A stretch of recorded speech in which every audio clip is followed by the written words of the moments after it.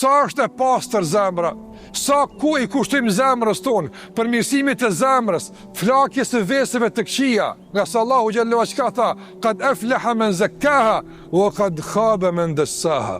Ka shpëtuar, është ngrit ai që e pastroi shtëpinë e tij, rrobën e tij, teshën e tij, apo ai që e pastroi zemrën e tij dhe gjuhën e tij dhe mendjen e tij. Ka shpëtuar, i suksesshëm, ka arrit, e i ngritur është ai që e ka pasuar zemrën e tij, e ka dështuar, e ka humbur, e është shëmtuar, e është ul dhe është degraduar ai i cili e ka njollos shpirtin në zemrën e tij.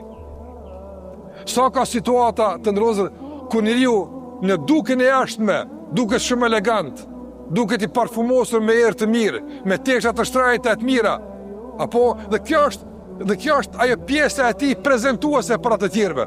Ndërsa zemra e ka të mbushur urrëtie, mendjemallësi, syfatësi, hipokrizi, e shumë vese të tjera të cilat fatkeqësisht e shpërfaqin realitetin kush është njeriu në esencë. Prandaj të ndërlozur në Arafat e kupton njeriu se petku është formalitet, sa për ta mbuluar trupin e tij, kërkohet me qenë petk i mirë, kërkohet njeriu që edhe nduke me qenë i bukur, e rëndësishme është edhe kjo, padyshim. Mirë po, jo tjetë prioritet, jo tjetë krejt njeri dukja e tij. Kjo është fals, kjo është dalje nga realiteti. Realiteti kush je ti realisht është zemra jote.